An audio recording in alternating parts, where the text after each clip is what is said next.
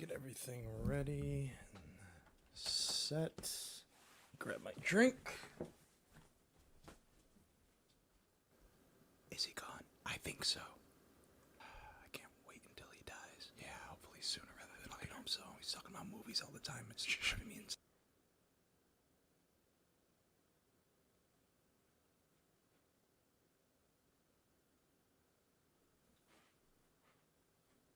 Oh shit. I gotta start soon. Hearing shit. And now, here's a commercial. Self-Care Solutions, your solution to self-care. This is the app for meditation, so breathe in and out. Very good. Breathe in and breathe out. Excellent. Now, breathe in, breathe in, breathe in, breathe in, breathe in, breathe in. Keep going. Breathe in. Breathe in. I can't breathe What? in anymore. What was that? I can't breathe in anymore. Yes, you can. Just breathe in. can't breathe in Yes, you can. Breathe in. Try eating the air. There you go. Eat it. Now, once you're done eating it, hold your breath for 17, 16. Why are you starting so hot? What? You made me lose my train of thought. I'll have to start over. 17, 16, 15, 14, 13, 12, 11, 10, 2, 1. Breathe out. Are you breathing out? Hello! Hello! Hello! Boo.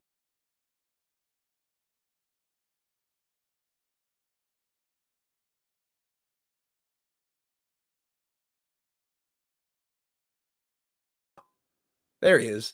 Hey, what's up, guys? It's me, the depressed one. Let's get the Jaws Chucky Charles in there. All right, so we have a lot to go over tonight, so let's dive right in. Welcome back to Popcorn Poppin' Live, your weekly movie, TV, and streaming guide. You don't have time to figure out which movie to stream, what show to binge, and whether you should go out to see this or that on the big screen. There's too much content in the world, and you can't be wasting your time. You probably have kids, have a life. You don't want to see all this stuff. So let me be the time waster for you by watching all that looks vaguely interesting and advise you on what's poppin' and what ain't. Tonight, our spotlight films are Saw X, the 10th installment of the Jigsaw franchise, and the new, not sequel, but an actual original film, The Creator. Well, an original film. We'll get to that when we get to it. But first, let us talk also about the Limelight show this evening, Gen V, which is the boys spin-off series on Amazon Prime. But first, let's talk about some news specifically. And yeah, we're skipping the popcorn popping questions because there's a lot to go over tonight. The biggest news that came out this week, which is super fucking dope, is the WGA strike has officially ended. Well, I think officially. I think that they can vote on some shit before the week's end, even though today's Saturday. I may not be right. I'm probably wrong. But in any case, I think you've all heard the news that they have struck a deal in the very least. And I'm going to read a lot of talking points from it, so we're going to go through it pretty quick. But basically, all the talk shows are coming back next week, including the first one is John Oliver's Last Week Tonight tomorrow on Max at about 9 o'clock, I believe. And Fallon, Kimmel, and Colbert and Seth Meyers are coming back next week too. But it is going to be a little bit different because of the actor strike that happened during the writer's strike. So the actor strike's still going on, and we'll talk a little bit about that later. But let me go over some talking points that I received from Deadline. I received them after I actually Googled it.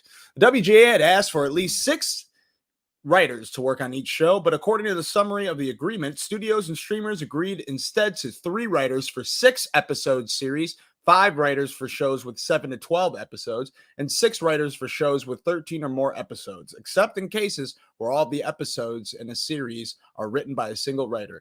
That sounds pretty fair to me, even though I do find that the new norm for dramatic television anyway, like big TV, like let's say the new Sopranos or the new Game of Thrones, 10 episodes is usually where they're at. So I believe that it's going to be like a lot of 5 writers' rooms.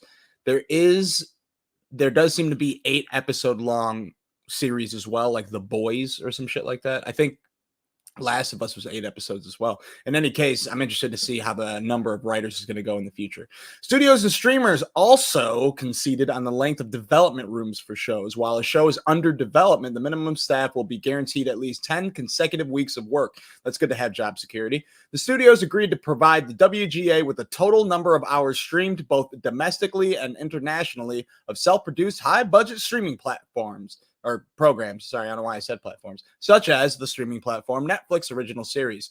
The Guild would have to agree to keep the information confidential, meaning the public wouldn't have access to the data, though per the summary, streamers agreed that aggregated information can be shared. So that basically means that they're going to let the people know, and not the people like you and me, the actual writers, like, hey, we want to know how popular our show is. Tell us. We deserve to know. We wrote the fucking thing. So they're going to get information, and we're still not going to get information. And I think that's only fair.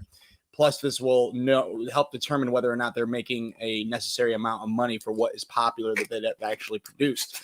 In the second year of the agreement, writers will see an increase of 0.5 percentage points in studios and streamers' contributions to the union's health fund for a total contribution of 12%, up from 11.5%. The WGA had asked for an increase of 1 percentage point. So they're getting more money. Under the new deal, writers who work in groups of 2 or more will be able to receive higher pension and health contributions up to a capped maximum after studios and streamers agreed to treat each writer as if they were writing the script on their own. That's fair. WGA secured some concessions from streamers and studios on AI, including that AI-generated written material cannot be considered literary material written by a human, and that companies cannot require writers to use AI software such as ChatGPT when writing it. This is basically a contract that works out for 3 more years, which means it could change a lot between now and then, especially seeing how fast and how popular AI is becoming.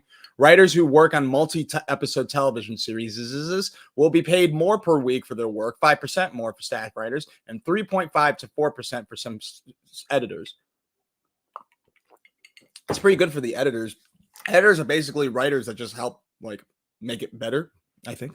I never worked in television, but that's from what I saw. I didn't realize that they're going to get a percentage increase as well. We're almost done with this topic, I promise. The WGA says it's secured an important concession on what is called success-based residual payments, the residuals. If streaming content hits a benchmark viewership, writers will receive a bonus. According to the agreement summary, a successful project released on or after January 1st, 2024 would yield the writer $9,031 for a half-hour episode, $16,415 for a 1-hour episode, and as much as $40,500 for streaming feature over $30 million in budget under the terms of 2023 agreement. So that's pretty cool. They're making more money. They're actually going to receive residuals that are a little closer to what is fair as opposed to what is not fair. And we're also going to know that they don't have to do AI, and we're not pushing AI too much, although they can use it with the studio's permission and with the writers as well. So what does this mean in general for filmmaking? Does this mean all the projects are good to go? Can we resume filming? Can we now be ready to do all the things we want to do? Can Last of Us shoot their second season? Can House of Dragons start their shit? Blah, blah, blah, blah, blah, blah, blah, blah, blah, blah. No, not necessarily because of the SAG strike. Now, people do think that the agreement with the WGA will actually yield great benefits for the SAG industry. I think that the studios are going to undercut what they're agreeing to offer to SAG because they've already agreed to give a lot to the writers, and actors make more than writers. So I'm sure, I don't know the conditions that the actors are trying to look for, but it probably is AI related as well. And with residuals, like you hear Aaron Paul doesn't make any money off of Breaking Bad's residuals from Netflix. And that is kind of fucked up. I do agree. In any case, we have to wait for SAG strike to end before we're out of the red zone. I feel like we're definitely out of the red zone because things are going into production again. And the first step of making anything is writing. So at least we're starting that step. But when it comes to filming, we got to make sure that there's an agreement with the SAG industry as well, or guild. Although SAG Guild would be saying Screen Actors Guild, but you know exactly what I'm saying. In non-writers news, even though this is about a writer, so we're still in writers news, James Gunn actually explained a little bit about the DCU and the resetting. And I wanted to read some quotes from it. Nothing is canon until Creature Commandos next year, a sort of apparative I know what that means. It's like an intro to things, to the DCU, and then a deeper dive into the universe with Superman Legacy after that. So that's pretty cool. The first like start is not Superman for James Gunn's new DCU universe. DC Universe. It is the animated series Creature Commandos, and each actor that is playing a certain role in the DCU will be doing that of animated series and of live action work in a scene. Meaning that if he's going to keep, which I don't think he's going to, but if he were to keep Jason Momoa as Aquaman in his universe, you would see Aquaman on screen and you would hear his voice in the show. Kind of like what MCU said that they were going to do with, what was that show called? It's animated. God damn it. It's with the Watcher. I can't remember what it's called. Damn, that's fucking sucks. I can't remember what that's called. I got to find out. What is the MCU? Fuck, what's that show? What If? I couldn't remember. My bad. So just like What If, but what's cooler about this is we're being introduced to James Gunn's world through animation. And I find that a little more exciting than starting right off with Superman, because I'm not that big of a Superman fan.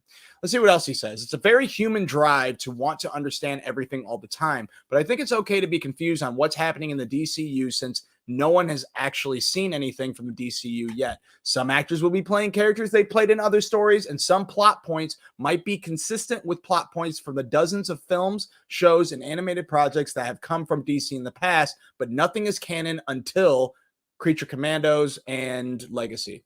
So that's basically saying, like, yo, whatever you're going to see on screen, don't count on it being the final thing. Okay? It might be a little different later on.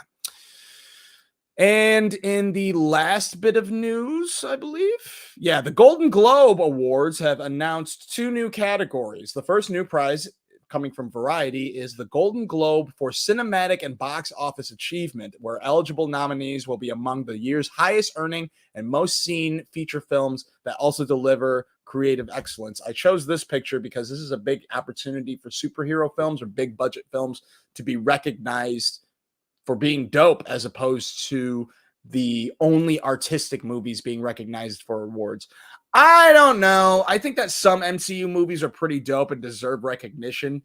I do think that like horror movies need to be recognized more as well. Hopefully there's a category for that.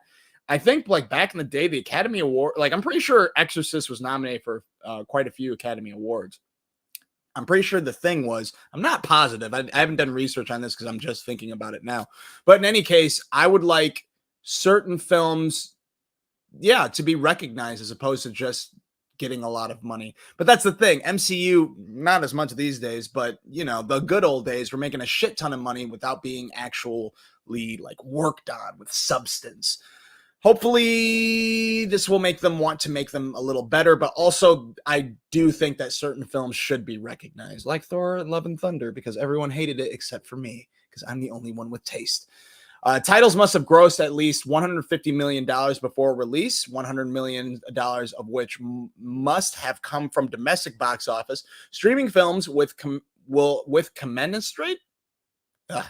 Shut up. I don't know how to say things. Viewership will be considered based on data from recognized industry sources. The Globe said 8 films will be eligible for that prize and can also compete for categories like Best Motion Picture, Drama, or Comedy, as long as they meet criteria for those fields.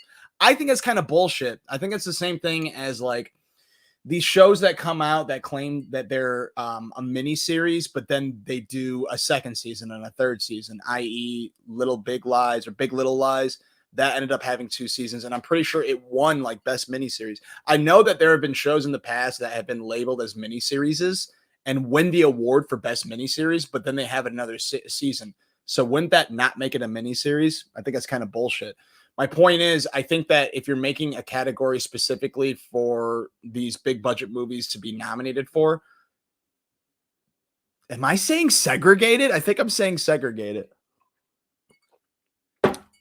Sometimes it's unfair for the best movie in the world to be in 2 categories, because if it's the best drama, but also the best motion picture, let's just say those are 2 different categories, that movie that everyone loves knows that that one should win both awards.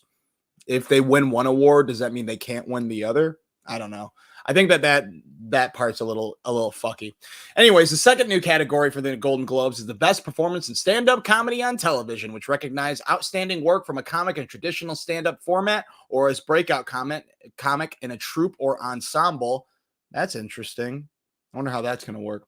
Comedy specials airing on broadcast, basic, and cable, and premium cable, streaming, and pay-per-view cable will be considered. Projects must have a recognized distributor and blah, blah, blah, blah, blah.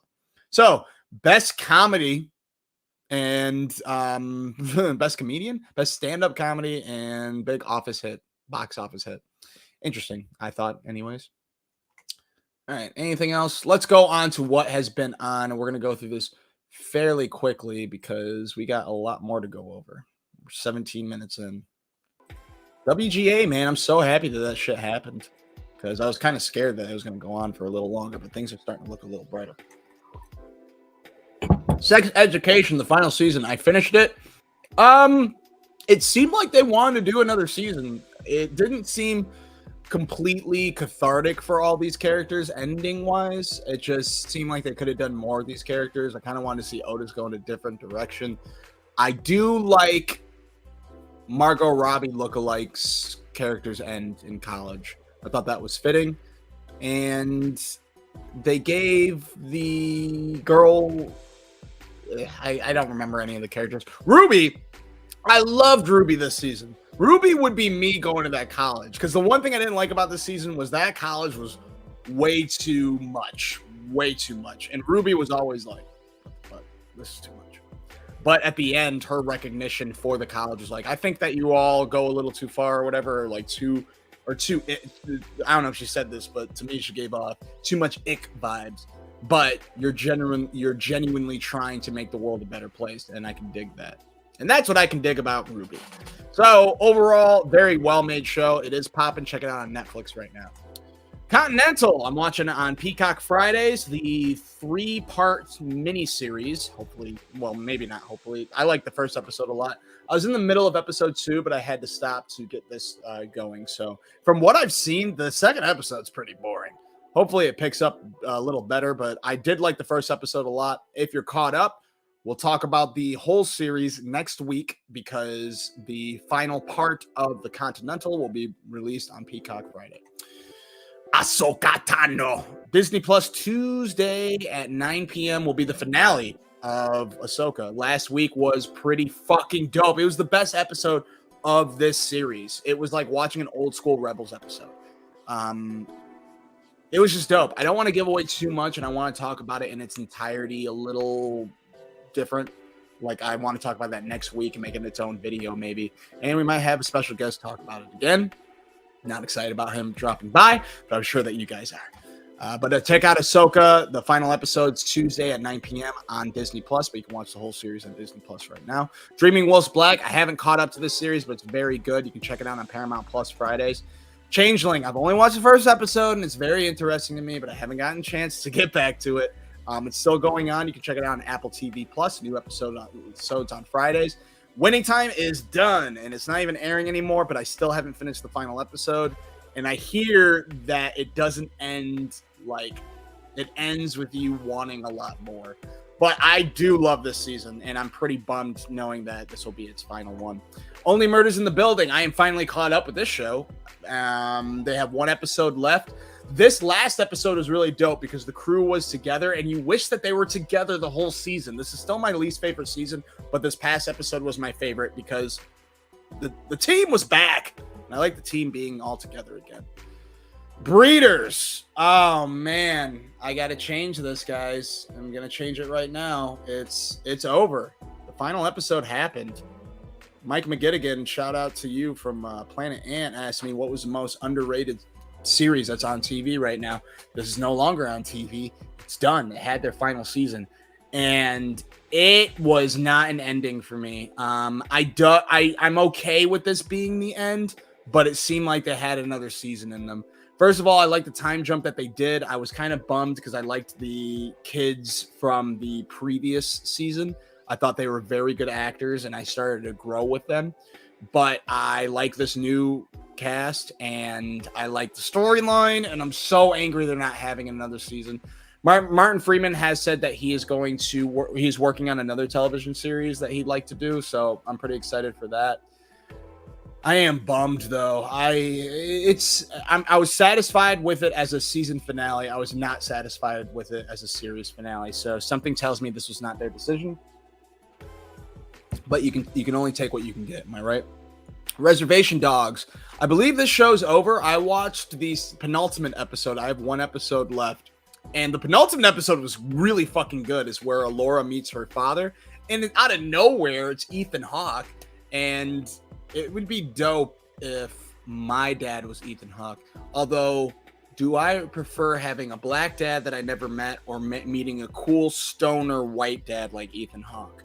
Decisions. Probably black dad because I don't want to be completely white. Anyways, this season got a lot better as it progressed, and I'm interested to see how this series will end. Futurama, I believe this is over. It's on Hulu. I didn't like the episodes I had watched, but I'm reaching the tail end where I think episodes are going to get better. All right, let's go over some honorable mentions of the new things that came out this week that I haven't seen that you might be interested in. There is The Kill Room, which is a movie that I'm not interested in. It's about art, money laundering, and complicated storylining with Joe Manganiello, Uma Thurman, and Samuel L. Jackson from Kill Bill Volume 2 and, Pulp Fiction. I don't think that this movie looks good. I heard it's not great, but I am slightly interested in it, and I love Sam Jackson, and I want to see him again. And something that isn't fucking, what's the Secret Invasion? Heist 88. Didn't have a chance to watch this. I was excited to watch this, but I hear it's not that great. It's on Showtime or Paramount Plus. It's a heist movie. It's got Courtney B. Vance and Keith David. I want to check this out. Let's check it out together. All right. Let's talk about Spotlight Films. First, let me pause the music. So we're going to go over the Saw franchise real quick. All right. What do I think of the Saw franchise in general? I think they're very fun movies. When I first watched Saw 1 through 3, I was like, okay, I'm done. And it's because I wasn't that big of a fan of 3. And I was thinking, as the years progressed, oh, these movies are just torture porn. There's no substance. There's no flavor. It's just made for people to watch violence. And that used to not really gross me out, but the idea grossed me out that people were getting off on watching these movies specifically for the violence and not for the actual storytelling. And then a lot of people told me, hey, you should watch these because they do some cool storyline work where some movies take place during other movies. And I thought, okay, I'll check them out. So a couple of years ago, I did all of the Saws. And I redid them this past week where, don't worry, they're on in the background, but I paid enough attention to go over all of them real quick because I wanted to know the essence of Saw and if Saw 10 was actually going to capture it. So let's go over these real quick. James Wan's first film was Saw, and it was written by Lee Wainell. If you didn't know this, not the guy who sawed off his leg at the end, spoiler alert, but the other guy with the short black hair, he is the writer of Saws 1 through 3, and he works with James Wan a lot. James Wan, if you don't recognize his name, he did Dead Silence, which was okay, Death Sentence, which is great, Conjuring 1 and 2, Insidious 1 and 2, Furious 7, Malignant, which is a wild movie, but I highly recommend watching it if you haven't seen it, and Aquaman, and he's coming out with Aquaman 2 later on. Saw 1 is a classic. It's a great film, and it's violent, but it's pretty cool how they do some things. Now, Saw 2 is also poppin', but it was a little different. James Wan didn't direct this, but he helped produce it. Darren Lynn Bousman, who did Repo, The Genetic Opera, Alleluia, The Devil's Carnival, Mother's Day, which I gotta add to the list of Halloween movies because I checked out the trailer and it looks kind of decent, and The Cello. Apparently, Saw 2 wasn't supposed to be Saw 2. Darren Lynn Bousman wrote a script that was very, very similar. It was called The Desperate, which a lot of people thought was similar to Saw, which hadn't been in all theaters yet. They just came out in festivals, and studios were really excited about it. They thought it was going to be a big hit. They wanted Darren to make his script into Saw 2. So him and Lee Wainwright, the writer of the first one, got together and made Saw 2. And Saw 2 was pretty dope, I thought. Donnie Wahlberg, I'm actually a pretty big fan of, even though I'm not a big fan of New Kids on the Block. I'm more of a fan of his acting. But I liked Saw 2. It was pretty dope. Saw 3. Fuck that movie. The movie sucks. I hate it. I did not like that movie, and I see why I quit the series watching it. It takes forever to start. I would have dug the female detective from the first 2 films leading the film, but instead we got the doctor, who I like the actress, but these scenes just didn't really hit. And we got a guy going through a fun house, deciding other people's fate and blaming them for the death of his child. But every time he decides to save them, it's just too late, but it's repetitive. Saw 2 introduced like the fun house aspect of like going through all of these rooms to find out different things that may or may not kill you, blah, blah, blah, all these traps. And it had the crew together, and I thought that was really cool. This had the same funhouse thing, but it was with a real douchey guy that you're never really rooting for. It also, I didn't really care about the origin of Shawnee Smith's character being Jigsaw's accomplice. I just didn't really care about that. But I dug the return of Donnie Wahlberg and Lee Wainwright in the film. The twist of the game being for her was kind of stupid. It was a little bit too much, too godlike and ridiculous. I do remember that this was the reason why I quit the film. Now, Saw 4 was fairly popping. It was cool to follow this detective running all over town, saving trapped purples. And we had the same director as the last one. Patrick Melton and Marcus Dunstan were the writers of Saw 4, 5, and 6, I believe, and 7. I'm not positive, though. But if you don't know their work, they did The Collector and The Collection. I think The Collector is a great film. Check it out if you haven't. But in Saw 4, Donnie's back. There's a great autopsy scene in the beginning. This is, to me, where the violence really takes off, where I actually start going, oh, like I had a hard time watching these films, specifically starting with Saw 4. Like my jaw was dropped during that autopsy scene. That was wild. Has one of the best transitions I've ever seen on film, bar none. And it is a scene where the detective throws this girl through a mirror, and she goes through the mirror, and and we're transitioned into a different scene where a guy walks into the room like, hey, I found the copies of the blah, blah, blah. It was such a cool transition. If you don't know what I'm talking about, check out the movie for this transition alone. Darren, this director, is a fan of doing like transitions where they do it with practical effects, where it's not like a CGI of me going from one spot to the other. Hello, Sarah Cohn. Shout out to you. Mama Cohn, we miss you. Anyways, super, super cool. Check out Saw 4. I won't go over the transitions too much, but it's something that I really, really admire a film to do. Saw 5, is this popping? I'm going to say yes or no. Yes and no, should I say.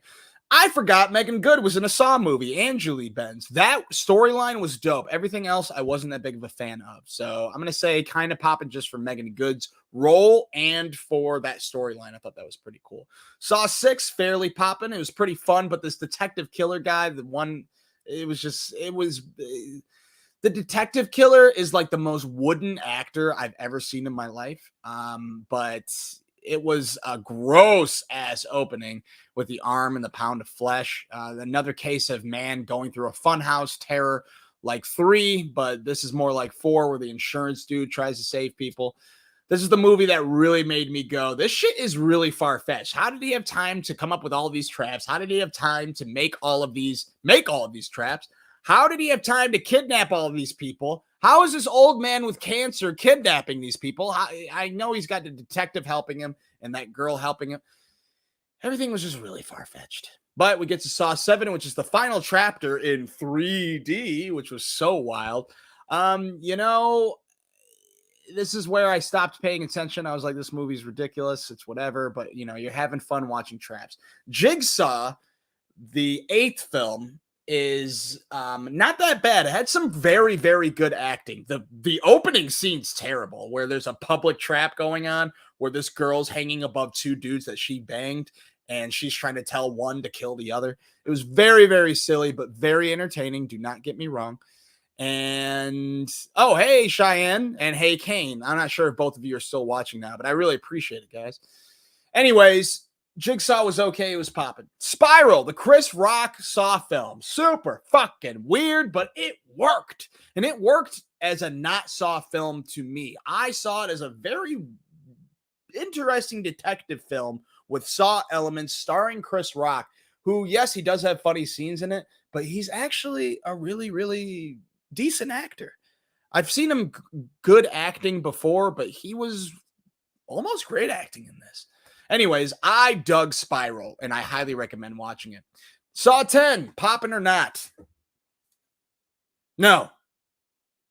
Not to me, anyway. According to the internet, it's a great film. It's more of like them making John Kramer like a martyr, a protagonist, a hero, a friend, a person who's been wronged, a person who deserves to actually hand out these gifts that us shall receive, and that is us finding our will to live. But it's so fucking corny. I didn't like it. This guy, he's playing God. All right. I get like the whole point of the movies are like, yeah, well, he's not really killing people. Hey, he's kidnapping people and causing these traps to happen. That's murder. I don't give a fuck. He's murdering these people. Yeah, I didn't like this movie. Like I said, the internet loves it. I was ready to go. Besides Spiral, it was the most different Saw movie of the franchise. So the thing about the Saws is like they jump back and forth and it's never really linear. This movie, it's linear storytelling and it's basically edited differently.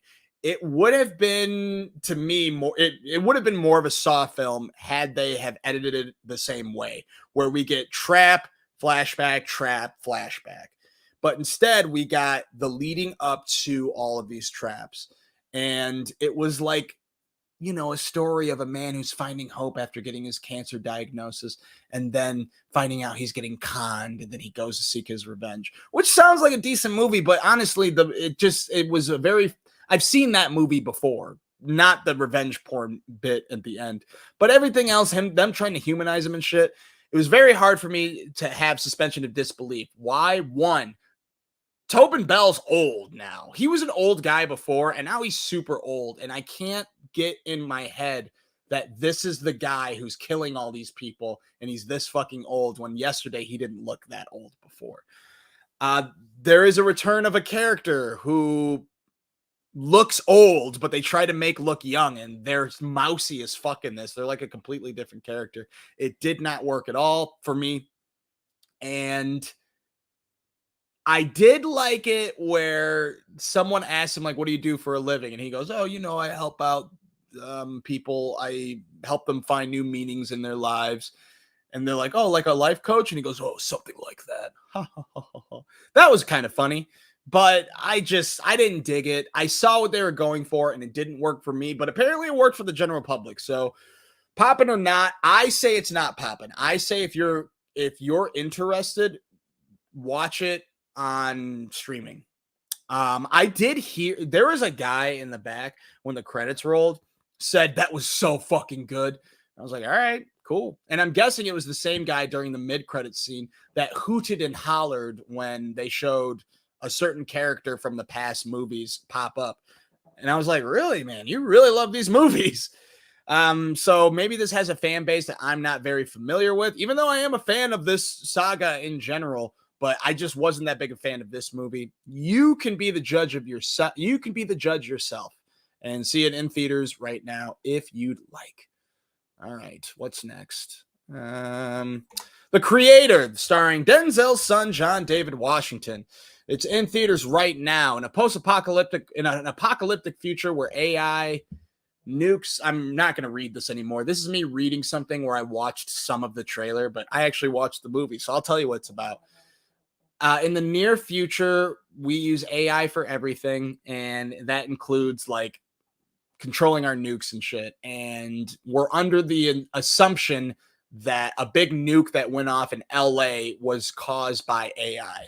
So the Eastern Hemisphere, basically, or just America, outlaws AI and wants to destroy all of AI, whilst the Western part of the world, New Asia, is pro AI and they try to like protect AI. And they're basically like, they have rebellion camps, or should I say it's like survival camps for AI for their cause. And John David Washington kind of plays a very similar character to not Inception, Tenet, where he's undercover, you know. This guy's undercover as like an AI enthusiast when he's actually there to take down the creator of the AI. Anyways, Poppin or not, visually speaking, it's very well made. The guy who did this, Gareth Edwards, he directed Monsters, Godzilla, and Rogue One. Godzilla, the first time I watched it, I was like, I don't know about this. But after being a Godzilla super fan, I think that the movie did justice. Rogue One, this movie was taken away from Gareth Edwards by Disney for someone else to finish it up. I believe it was Tony Gilroy. Anyways, I didn't love Rogue One, but I thought the visuals of Rogue One was really good, specifically how they're outside and we see like vast mountains and skies and all that shit. You see that with the creator. Instead of them doing a lot of green screen with the robots and AI beings, you get on-set locations like what you see in this poster here. And it is very District 90. It seemed like he took a lot of his inspiration from District 9, maybe from Terminator as well. And he came out with this beautiful looking film. Don't get me wrong. It's just he's not a good writer. As the film progressed, I became less and less invested in the film. I just eventually didn't care about the movie. The biggest issue that I think he has with writing, I think he's a fairly good director. I think what I was watching visually was good, but I'm a story guy, man. And he had, I want characters going from point A to B to C to D to E to F to G. How they get there is not an issue. I just want them to get to those points. And the way he gets to A, to B, to C is far-fetched. So far-fetched where you're like, how is this possible? It takes me out of the film and it makes me not care about what's going on because a lot of shit just didn't make sense. So I'm under the assumption that there is a 3 to 4 hour cut of this film and they had to take out a lot of shit because there is a lot of shit that didn't make sense. I won't get into the nitty gritty. What I'll tell you is visually it is a success. The main premise is interesting, especially in the world that we live in now and what we're scared of and what we're excited about. But for me personally, I wanted to leave. But maybe you won't. As always, I will not say don't watch this movie. I'll say if you're interested in this movie, have at thee. Visually speaking, it is a movie you should see in theaters, but the story is not worth sitting in a movie theater for. If you're that interested in this movie, I would say wait for streaming. All right. I didn't finish Reptile, but this movie came out. It's basically a murder mystery, but also the detective character Benicio del Toro and maybe Alicia Silverstone have a secret of their own. I was watching this last night. I thought this was coming out next week on Netflix, so it was a pleasant surprise to see that it's streaming. I will finish this. I'm pretty excited. Watching this, though, I'm wondering, is Justin Timberlake a good actor? I don't know. I like JT. I like JT. Don't get me wrong. I was an NSYNC fan, and I was a Backstreet Boy fan. But was I a fan of JT's acting? Social Network is such a great movie, and because of that, I was always like, yeah, Justin Timberlake can act. But was he that good in Social Network? I think like he just carried the role, but I don't think I don't know. I shouldn't talk shit though, dude, because he's in movies I'm not. This movie, from what I've seen, is fairly interesting. Maybe check it out. I wanted to check it out because Benicio del Toro is a very, very, very, very underrated actor. One of my favorites. And it's got like a David Fincher vibe as well of mystery. So maybe check it out. It's on Netflix. From what I saw, it's popping, but it's not like the best movie in the world. All right, the Limelight show is Gen V. Now, 3 episodes have been released. If you haven't watched The Boys, watch it. It's not just about superheroes, guys. It's fucking an amazing commentary on the industry. And by the industry, I would say like Hollywood or fame, and how what we see on our screens is different than what happens in real life, and that there's a narrative and there's fucked up shit going on all the time. Gen V is, from what I've seen in 2 of the 3 episodes, a college young perspective of young Hollywood and how you can be manipulated into being controlled for the industry's needs. For instance, the star of this can control her blood. The opening scene is fucking nuts. I will say I loved the first episode. Second episode, it got a lot more teen. What's it called? What's it called, guys? Where it's like teen drama. Fuck, I know that there's a word for it. I'll think of it. Anyways, it was young adult YA. Thank you, YA. This is a YA show, but it's still very well made and it's very, very into the boys' world. Or a lot of characters you see from the boys still pop in and out of this show, which is pretty cool for a spinoff. And it's definitely got a really good budget. And it's basically, if you saw Sky High when you were younger, it's like the first episode in particular is like Sky High. You can't keep your eyes off the screen. You're just looking all over the place. Really, really cool. Very well made. But the star of it, I don't think she's the hero. I think she wants to be, but she is being manipulated. And I'm wondering if she's going to turn into a villain. We'll see. I haven't watched the third episode yet. Anyways, Poppin. It is Poppin. Check it out. But watch The Boys. Both are on Prime. New episodes of Gen V on Fridays. All right, there is a Wes Anderson short film week. Very, very, very interesting week. Asteroid City was a film he came out with earlier this year, which if you are a true fan, you do know that I fucking loved the first half so much. I thought it was my favorite Wes Anderson movie. Then the second half happened. And I was very confused about what happened here, Wes. What happened? Then he comes out with 4 short films that are also confusing, but confusing in the way of like it makes you think. In Asteroid City, it makes you think a little bit, but it's also mostly like this is pretentious as fuck.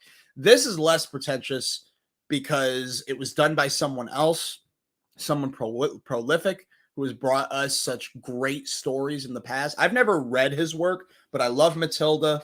The Witches was very scary to me when I was younger. And he did something else that was very big. I can't remember. But we have 4 films based on short stories. 4 short films based on short stories brought to you by Wes Anderson and a recurring cast of Benedict Cumberbatch, Jason, who's Voldemort? Jason, Ralph Fiennes. The Nazi from Schindler's List. I can't remember. I think it's Ralph Fiennes. Anyways, Ben Kingsley, Dev Patel, and Rupert Friend. Oh, and Richard Ayoade, the guy from the IT Crowd. Anyways, I was a very big fan of these short films. I liked these more than more than Asteroid City. I highly recommend if you're a Wes Anderson fan, check these out. If you're not a Wes Anderson fan, I don't think you'll like all of these, but let's go over these one by one. There's The Wonderful World of Henry Sugar, which is 40 minutes long, and it is about someone who explains in great detail. And by great, I mean like it's vast, but the first half it was kind of a little bit boring to me, because it goes into too much detail of like how this person learns how to count cards, or not count cards, see what you can't see without using your eyes. I don't want to give away too much, but it is very interesting. And the style that Wes does, he still does his style, but he makes these short films into a world where narration is spoken out loud, and he takes out, like, he pulled out a gun and then he held it to his head. And you don't see the characters doing that on screen. You see them either staring at the audience or doing it with a toy gun or with their fingers instead. And when they say a bang shouted loudly, you don't actually hear like a gunshot. You don't actually see violence that much. He did it very interesting. It was a very, very different way of telling story on film. And Wes Anderson's already a very, very unique storyteller, extremely unique. He's his own genre. He makes his own genre again using Roald Dahl's writing. I don't think I'm saying his name right. Anyways, Wonderful World. Poppin-esque. It's just the first half was so I kept falling asleep. I do have a very physical job, so I take naps. So maybe don't watch it. Just watch it. Maybe you'll like it. But keep in mind, it is not your average storytelling. But when you watch this, it makes the other ones so much easier to get used to. There is the Swan. Yeah, that's the Swan. A man recounts how he was bullied to the extreme when he was a child. This is a very dark story, super dark, but so well told. And it's kind of like, oh my God, they need to leave this poor boy alone. But it keeps going and going, and it's heartbreaking. This is popping for sure. Check out the Swan. There's also the Rat Catcher. This one was hilarious. Very strange. But awesome. A man recounts how they call the pest control guy to get rid of their rats, and he actually looks like a rat. Super great acting. I loved this so much. This was probably my favorite.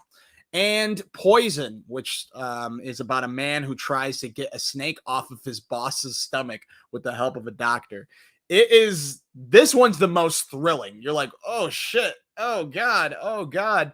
And it's kind of funny, but then shit gets real at the end, and it has an ending that I'm not quite sure I understand yet. But check out these Wes Anderson short films on Netflix if you can. All right, Castlevania Nocturne. I didn't have a chance to start this, and I was very excited to watch it. Honestly, I kind of want to rewatch Castlevania first, to know the characters, but I don't think it's necessary, and I still think the show will be very good. So check it out. It's on Netflix. All right, coming attractions. So we have a lot. Let's see if we can do this within 10 minutes. I think our new average is an hour because I talk so goddamn much. The Exorcist Believer, directed by David Gordon Green, who did Pineapple Express, Your Highness, Joe, and Danny McBride shows. And you're like, what? Why this guy? It's because he did the Halloweens. Now, this is very scary because he did the new Halloweens. People praised David Gordon Green for doing Halloween Kills, but then Halloween Ends came out. Halloween Kills, that second storyline with the mental institution, almost ruined the movie, but the Michael Myers storyline of him being an invincible killing machine was super fucking dope. I half loved Halloween Kills, but I all the way hated Halloween Ends. So hopefully he doesn't fuck up the the Exorcist franchise like he did with Halloween, in my opinion. Because Halloween 1 was dope, but those other two were questionable. Anyways, Exorcist Believer is doing the exact same thing as David Gordon Green did with Halloween, where Exorcist has 2 or 3 sequels that's already been made, but we're retconning those sequels. We're doing The Exorcist, and the direct sequel is The Exorcist Believer, where we have 2 girls that's under possession. I watched the first trailer of this, and I was like, I don't know. After seeing Halloween Ends, I was very, very skeptical about this film.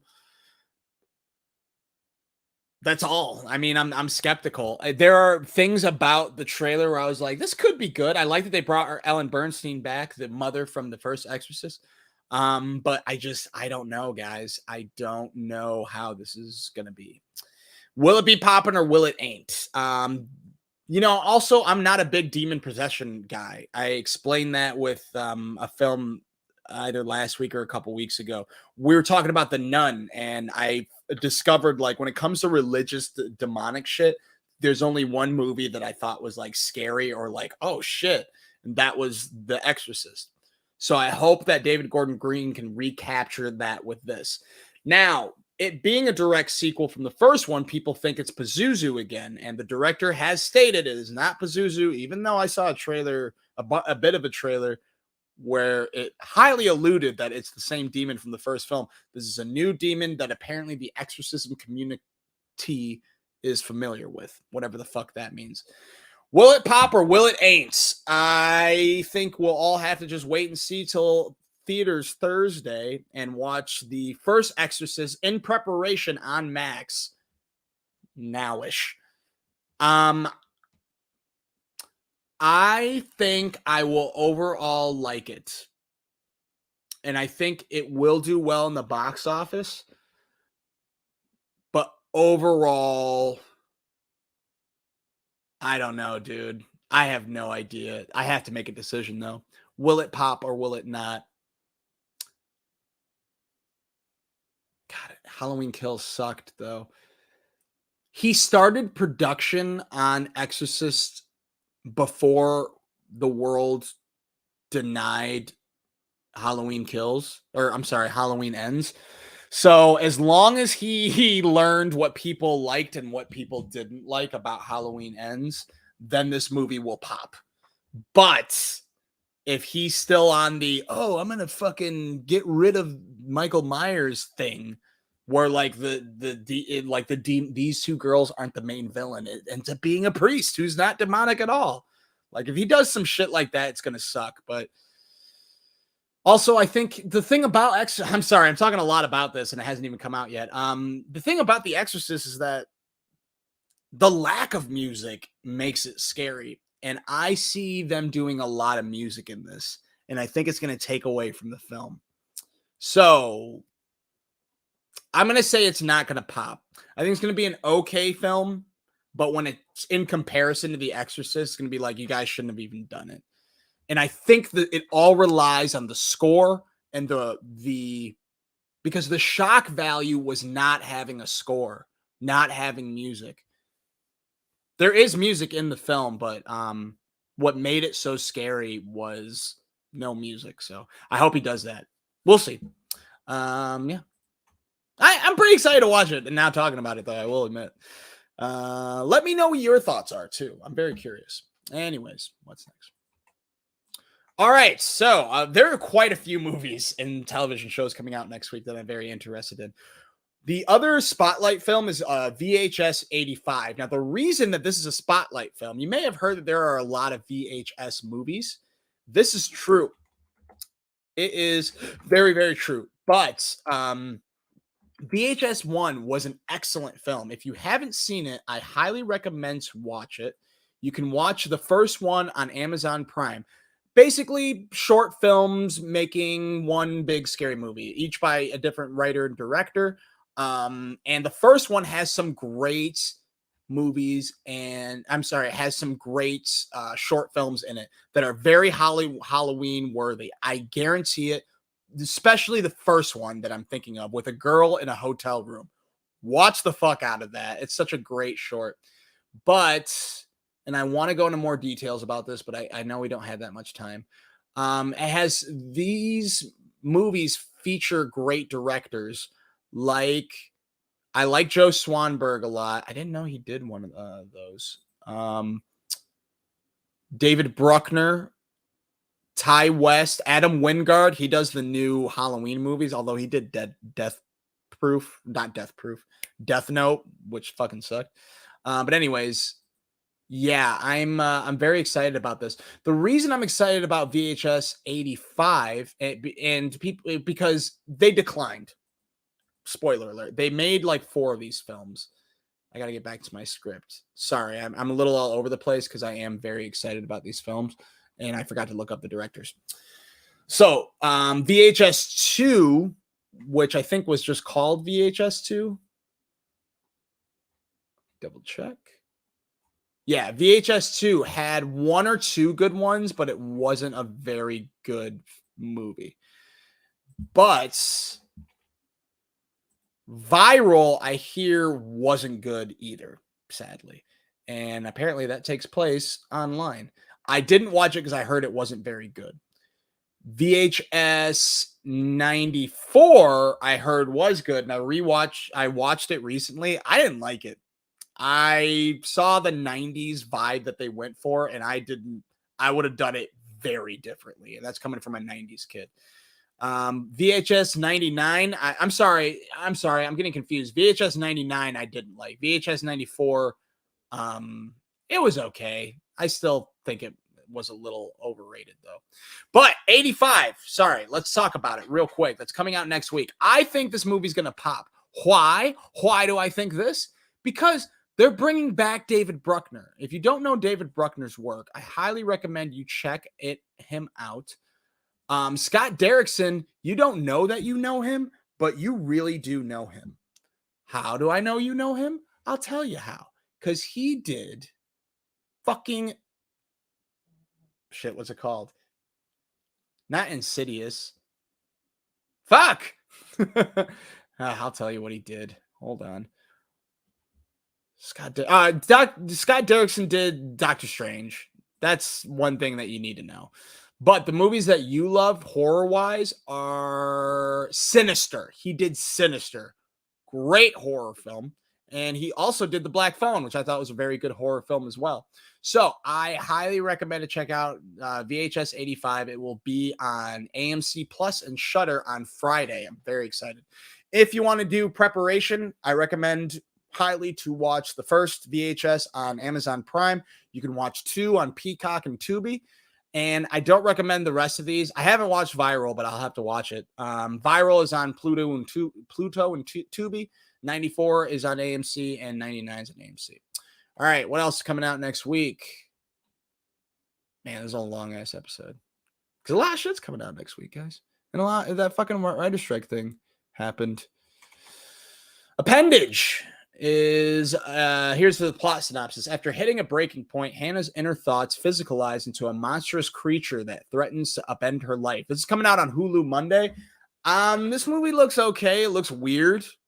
Look at that creature. I accidentally saw a picture of it online. It's a new horror movie, and I like new horror because horror is the most difficult genre to do. This is coming out on Hulu Monday. Hopefully it's good. Fair Play. This is not a horror movie, but it looks like a sexy thriller.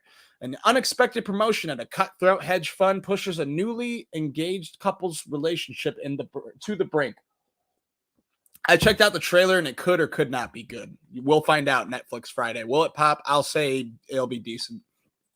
Kane Mutiny Court Martial. I don't know if I'm going to watch this. It's not going to touch the original Humphrey Bogart movie.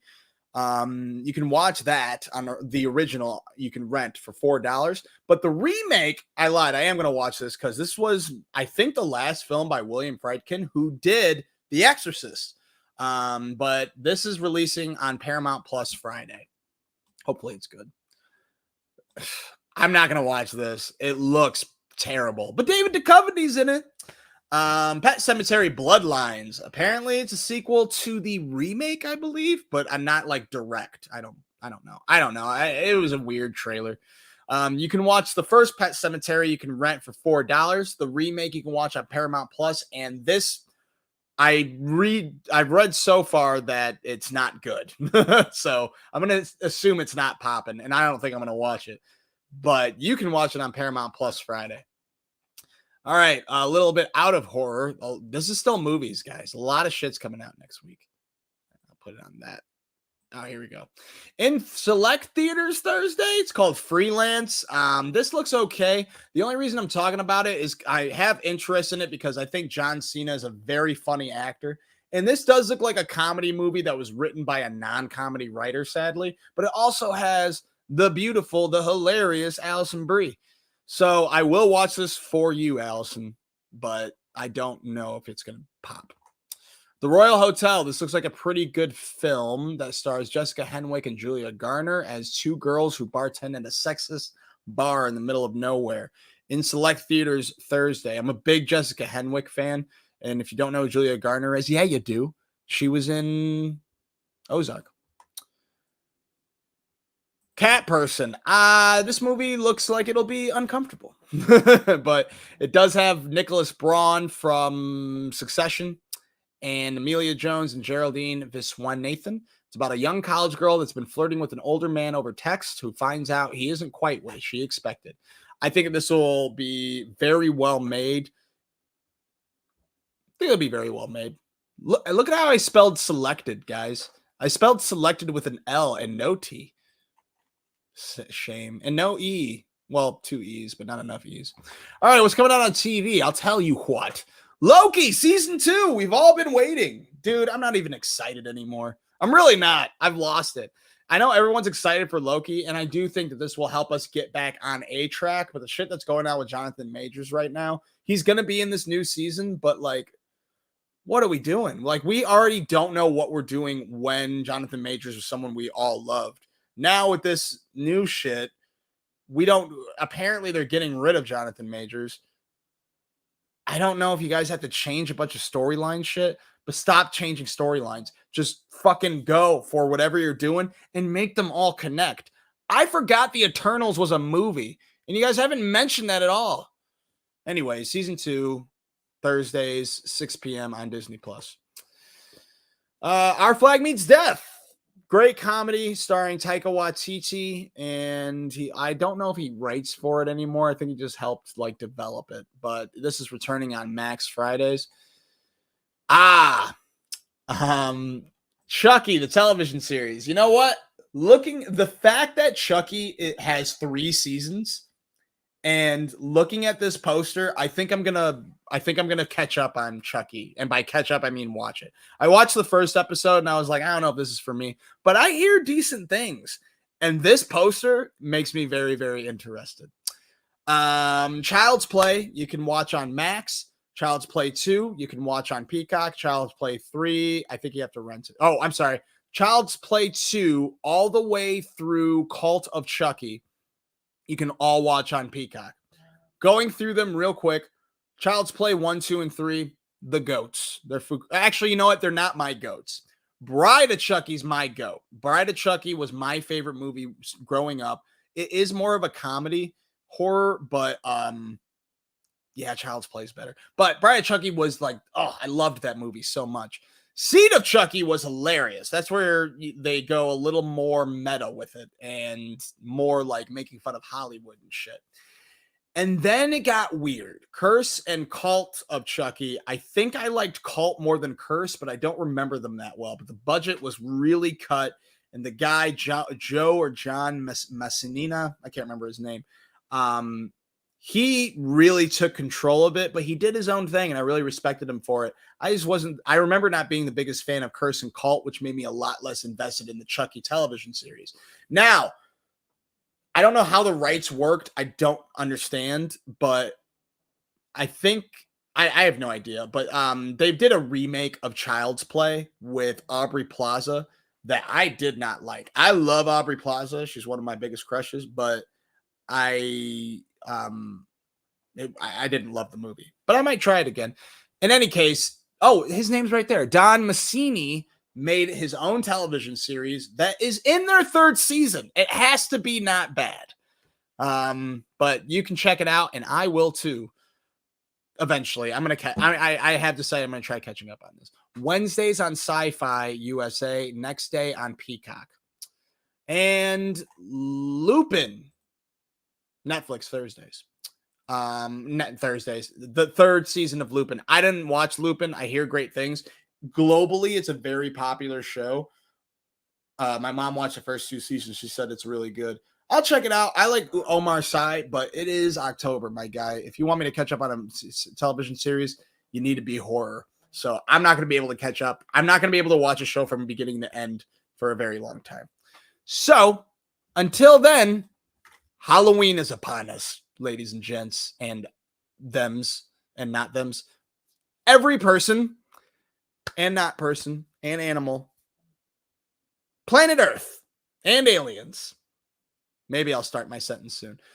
Halloween time is officially upon us. September was Halloween as well. I'm digging this, by the way. I used to hate Christmas in November because we had Thanksgiving.